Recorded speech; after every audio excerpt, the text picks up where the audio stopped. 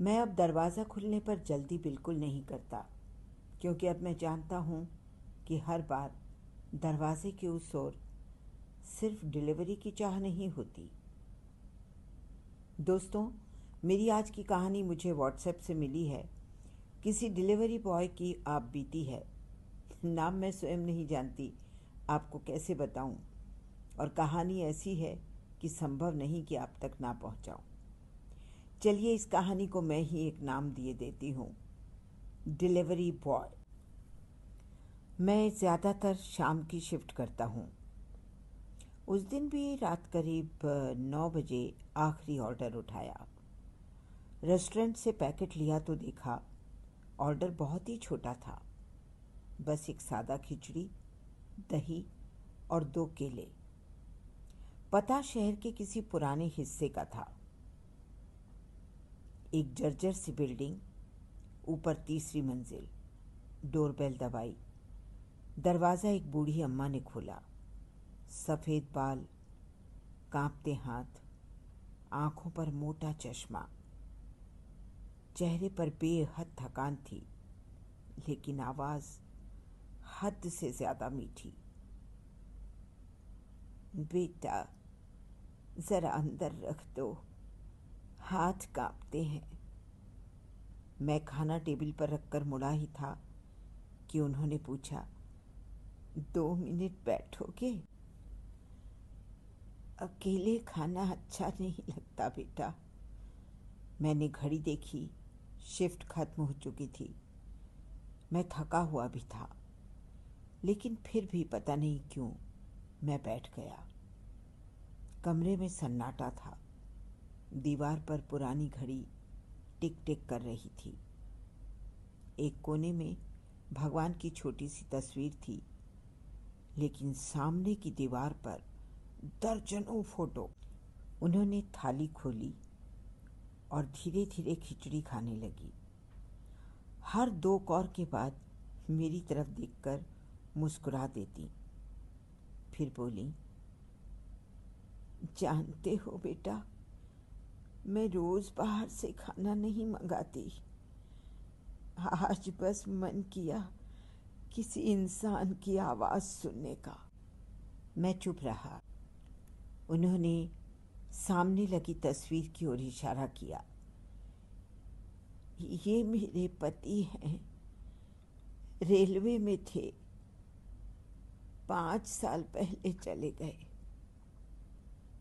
फिर दूसरी तस्वीर, ये बेटा है, कनाडा में रहता है, बहुत अच्छा है, हर महीने पैसे भेजता है।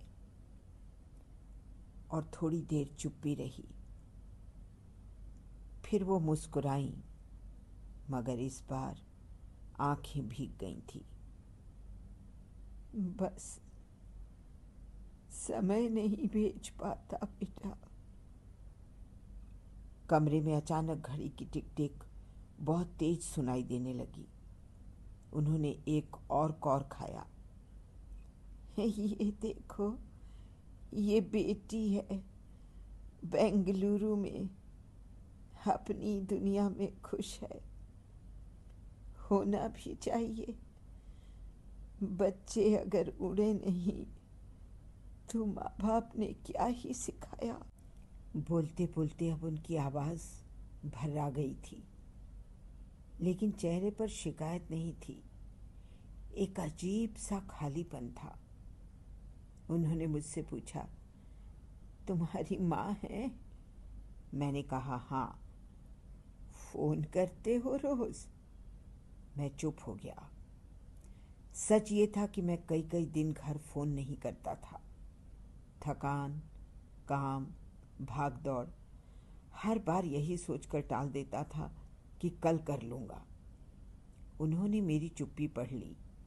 हल्के से बोली, माँ बाप पैसे नहीं गिनते बेटा, आवाज़ गिनते हैं, आवाज़ गिनते हैं।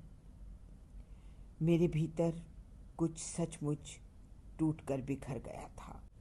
खाना खत्म हुआ। उन्होंने पानी पिया। फिर पर्स से 500 रुपये निकालकर मेरी ओर बढ़ाए। इनकार करने पर बोली, ये टिप नहीं है, ये उस आधे घंटे की कीमत है जिसमें तुमने मुझे अकेले खाना नहीं खाने दिया। मैंने तुरंत मना किया, नहीं नहीं अम्मा, मैं ये नहीं ले सकता। वे मुस्कुराईं, ले लो, आज तुमने खाना नहीं पहुंचाया बेटा, आज तुमने साथ पहुंचाया है, साथ। मैंने पैसे ले लिए, लेकिन जेब में नहीं रखे, हाथ में ही पकड़े रहा। जाते जाते उन्होंने कहा, और हाँ, आज घर जाकर माँ को फ़ोन ज़रूर करना। अच्छा। उस रात मैंने बिल्डिंग के नीचे बाइक स्टार्ट नहीं की, पहले माँ को फ़ोन लगाया। उधर से आवाज़ आई, अरे आज अचानक इस समय, सब ठीक है ना बेटा? बस इतना सुनते ही गला भर आया मेरा।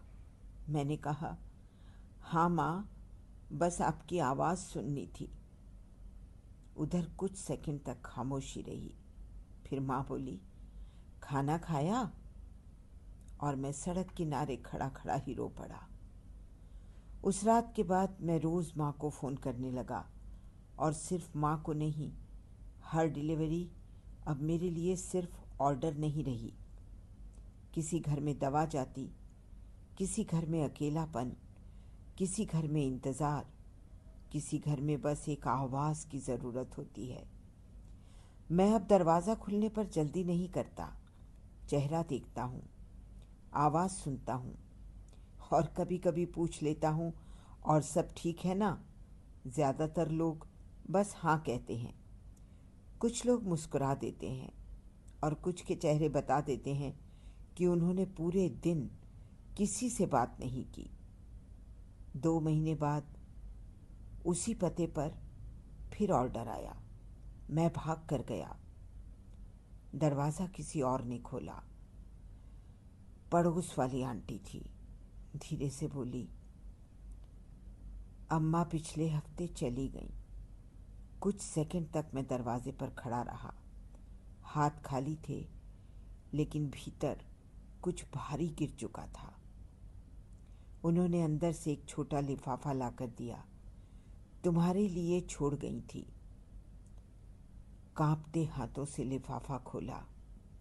अंदर 500 रुपये थे। साथ में थी एक छोटी सी पर्ची। उस पर लिखा था, बेटा, अगर ये पढ़ रहे हो तो मैं जा चुकी हूँ। धन्यवाद उस रात मेरे साथ खाना खाने के लिए। तुमने मुझे खाना नहीं, सम्मान दिया था बेटा, सम्मान दिया था। और हाँ, माँ को फ़ोन करते रहना। नीचे लिखा था, अम्मा। आज भी वो 500 रुपये मेरे बैग की अंदर वाली जेब में रखे हैं। खर्च नहीं किए, क्योंकि उस रात पहली बार समझ में आया, हर दरवाजे के पीछे सिर्फ एक ग्राहक नहीं होता।